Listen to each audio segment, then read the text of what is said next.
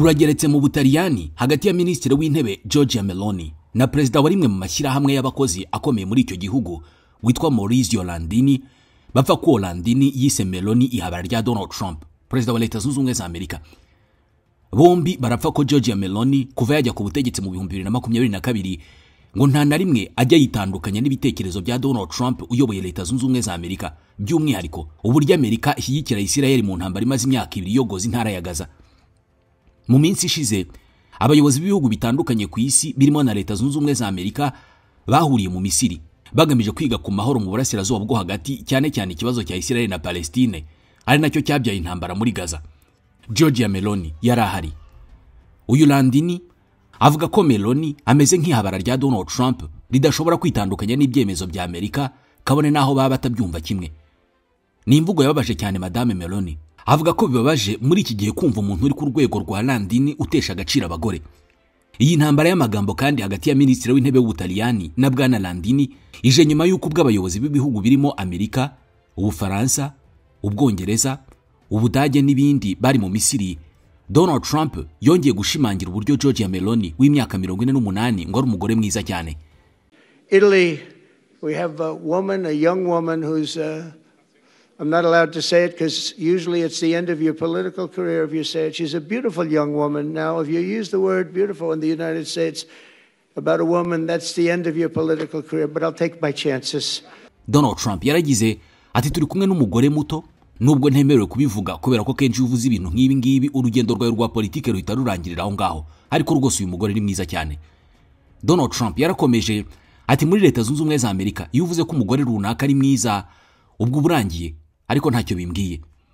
Donald Trump yavuze ko bishimishije kuba Madame Meloni yitabiriye inama yiga kuri Gaza kandi akaba akomeje kwigaragaza nk'umugore ushoboye mu mateka y'Ubutaliyani. Ntabwo bwari ubwa mbere Donald Trump avuga ko Madame Meloni ari umugore mwiza bigateza impaka, ariko iki si cyo tugiye kuvugaho. Ubundi uyu mugore umaze imyaka 3 ayoboye Ubutaliyani ni muntu ki? Nirihe turufu yakoresheje ngo agere mu bushorishori bw'ubuyobozi bukuru muri icyo gihugu, igihugu kizwiho kugendera ku myumvire ya kera y'uko umugabo ari ushoboye? Reka tubivugeho. Nitwa Ismael Mwanafunzi.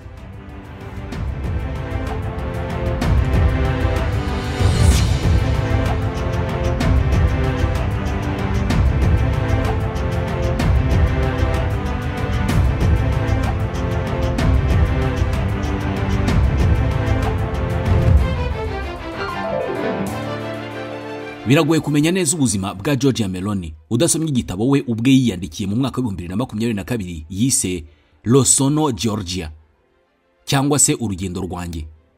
Ni igitabo gikubiyemo urugendo rwe kuva mu bwana haba mu buzima busanzwe no mu bya politike. Giorgia Meloni yavutse ku itariki ya 15 y'ukwezi kwa mbere mu 1977. Avukira mu mujyi wa Roma mu Butaliyani. By'umwihariko yavukiye mu gace ka Garbatella. Na gace kari mu majyepfo ya Roma, agace kari gatuwe cyane n'abaturage b'amikoro aringaniye. Muri icyo gihe mu gihugu hose hari imyigaragambyo haba mu bakozi batandukanye ndetse n'abanyeshuri basabaga ko habaho impinduka. Uburyo Meloni yavutsemo nabwo bwari indi myigaragambyo kubera ko nyina Anna Paratore yabanje guhatirwa gukuramo iyo nda ariko arabyanga.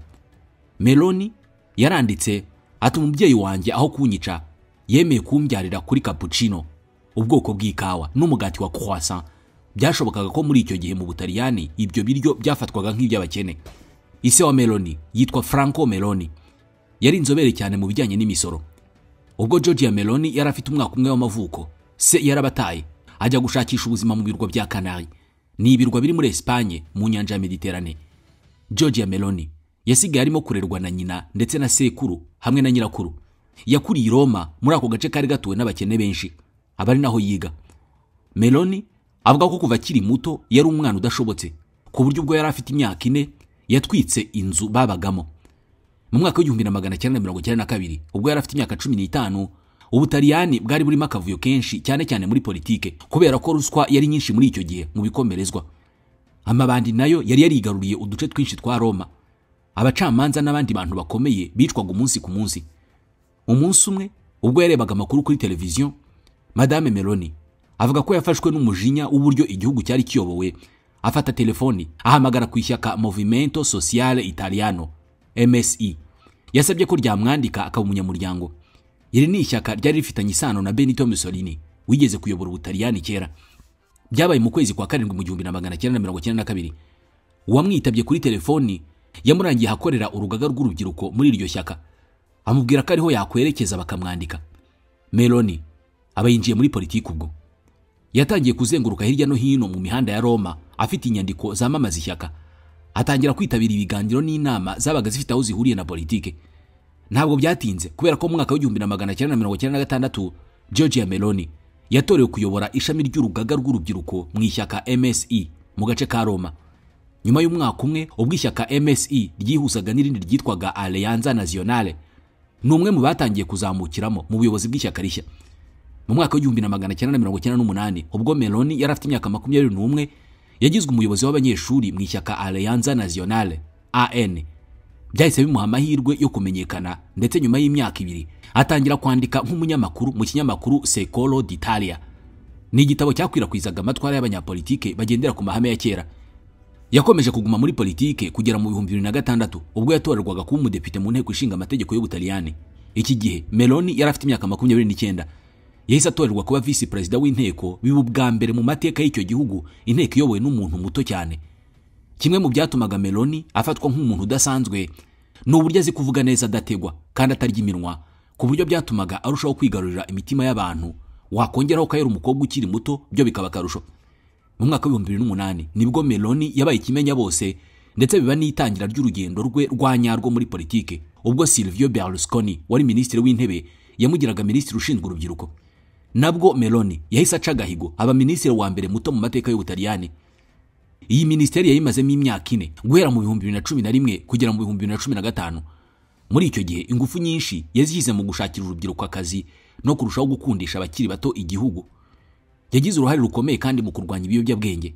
Agira uruhare mu gushishikariza urubyiruko guhangana n'indwara yo kuryagagura cyangwa se kurya cyane bamwe barwaye batabizi, dore ko nawe ubwe yitanzeho urugero ko akiri umwangavu yari yarokamwe n'iyo ndwara.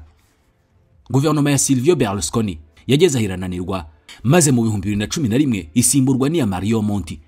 Muri iki gihe Meloni yatangiye kubihirwa, by'umwihariko abihirwa n'uburyo ibikomerezwa muri politike ari byo byagize uruhare mu gushyiraho guverinoma nshya kubw'inyungu zabyo gusa aho kuba inyungu rusange. Mu mwaka wa 2012 Meloni yavuye mu ishyaka rya PDL rya Berlusconi ashinga irye rishya aryita Fratelli d'Italia cyangwa se abavandimwe b'Ubutaliyani. Ni izina ryaturutse ku magambo abanza mu ndirimbo yubahiriza igihugu y'Ubutaliyani.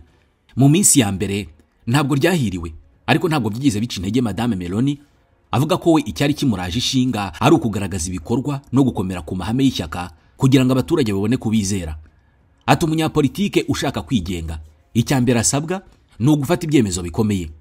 Nubwo ishyaka rye nta bantu benshi ryari ryakagize, abafite amashyaka manini bagiye bamwegera ngo bihuze akabahakanira. Meloni yatangiye kwigaragaza nk'umwe mu banyapolitike bashyigikiye kwishyira ukizana k'Ubutaliyani, agashyigikira indangagaciro za Gikristo ndetse n'uburenganzira bw'umuryango. Numwe mu bagaragazaga ko uburyo isi yoboye muri iki gihe bushaje, hakenewe impinduka, kubera ko isi iyobowe n'agatsiko k'abantu bake bifashe nk'ahari yabo. Icyakora Meloni yashimirwaga na benshi ko nubwo politike ye isa n'iyivumbura ku buryo isi isanzwe iyobowe, nibura we ngo yabikoraga mu mahoro nta kavuyo. Mu 2022 habaye ibibazo bya politike byatumye Mario Draghi wari minisitiri w'intebe yegura kubera ko nta bwiganze ishyaka rye ryari rigifite mu nteko ishinga amategeko. Byatumye hatumizwa andi matora mu kwezi kwa 9 mu 2022. Ishyaka rya Meloni rigira ubwiganze nyuma yo gutorwa ku kigero cya 26%, bituma yihuza n'andi mashyaka yari yagize amajwi make, bagira ubwiganze bituma bemererwa kuyobora guverinoma. Meloni yarahiriye kuyobora Ubutaliyani nka minisitiri w'intebe ku itariki ya 22 y'ukwezi kwa 10 mu 2022. Byabaye nk'impindura amatwara nshya mu Butaliyani nk'uko yari yarabyanditse mu gitabo cye mu minsi yari ishize. Guverinoma ya Meloni yavuze ko ishyize imbere guteza imbere ubukungu, gufasha imiryango gutera imbere no kongera kwigisha umuco mu Butaliyani. Nubwo bamwe bari bazi ko ashobora kwitandukanya n'imiyoborere isanzwe y'umuryango w'ubumwe bw'Uburayi, ntabwo Meloni ariko yabigenje, kubera ko akiye ku butegetsi yakomeje kurwanya ubushotoranyi bw'Uburusiya kuri Ukraine.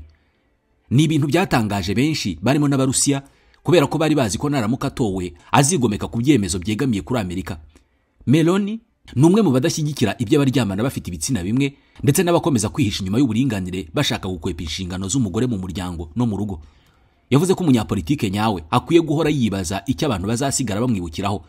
Ati uru rugendo rugomba kurangira twibaza tutese naba narabashije guhindura umurongo isi yari isanzwe igenderamo, cyangwa ahubwo uwo murongo niwo wampinduye? Nubwo ari umunyapolitiki uzwi na benshi, ubuzima bwihariye bwa Meloni yabugize ibanga. Abana n'umugabo we Andrea Giamburno n'umwana wabo Ginevra. Meloni yigeze kuvuga ko ahantu ahungira ibibazo bya politike ari mu mirimo yo mu rugo.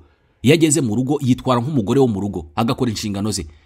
Inshuti za Meloni zo zimufata nk'umugore ufite ikinyabupfura, ukunda kubyuka kare, ukora siporo, usoma ibitabo kandi akandika cyane iyo ari mu nama.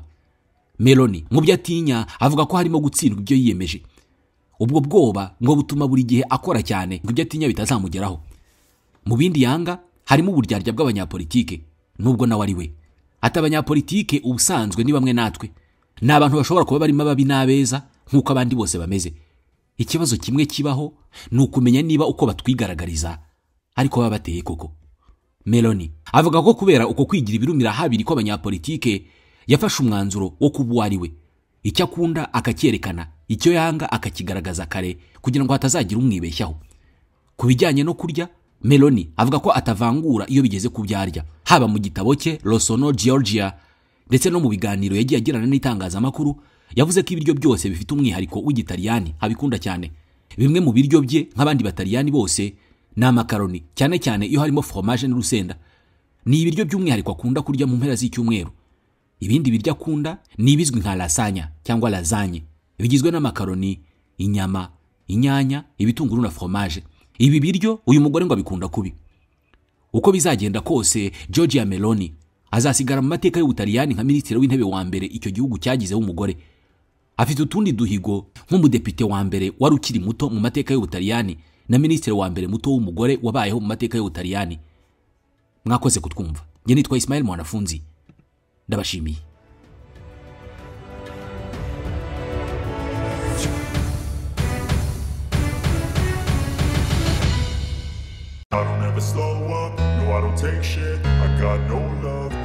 Sinzi niba waruzi inkuru, ariko mudasobwa ya mbere yabayeho yitwaga Electronic Numerical Integrator in Computer. Yakozwe mu 1942. Yapimaga toni 27 z'uburemere, ikajya ahantu hapima metero kare 167. Yanganaga n'inzu. Muri iki gihe nta watekerezaga ko uyu munsi mudasobwa izabikwirwa mu mufuko w'umwambaro, kandi birebana nayo byose abahanga bo muri WGP Group Technology bakabikora mu kanya gato cyane. WGP Group Technology ni ikigo gifite aba-engineer bazobereye cyane mu birebana na computer byose, haba mu kuzikanika, kubaka imbuga za internet cyangwa website development na mobile application development, gushyira ikoranabuhanga mu bintu bitandukanye nk'ibikoresho byo mu nzu, ibizwi nka IoT systems and AI driven solution. Ibi ni ugukora ku buryo bimwe mu bikoresho nk'ibyo mu rugo, ibyo mu kazi nko mu buhinzi, mu bwikorezi n'ahandi bikora nk'ibiza ubwenge. Ni nko gukora ku buryo inzugi zikingura, amatara akaba yakwiyatsa, bimwe mu bikoresho bikikoresha. Muri WGP Group Technology kandi dukora ibyitwa 3D printing, imitako, ibikoresho byo mu biro, bimwe mu bikoresho byo mu rugo n'ibindi byinshi watekerezaga ko bikorerwa kure. Muri WGP Group Technology babikorera design bakanabiprintinga kubera ko bafite imashini ikora 3D printing. Tugira kandi cloud hosting kubifuza services zo kubika data zo ku mbuga za internet. Dufite server nini kandi zigezweho. Muri WGP Group Technology kandi tunatanga imenyereza mwuga ku banyeshuri baba biga mu mashuri yisumbuye, kaminuza ndetse na professional internship. Duhamagare cyangwa twandikire kuri 07 95 57 15 16. Wanasura urubuga rwacu rwa internet wa#WGPGroupTechnology.com. Ushobora no gusura imbuga nkoranyambaga zacu Facebook na Instagram, hose ni WGP Group Technology. Ntabwo ubuzima bwacu bwigeze bworoha nk'uyu munsi igihe WGP Group Technology yari itaraza.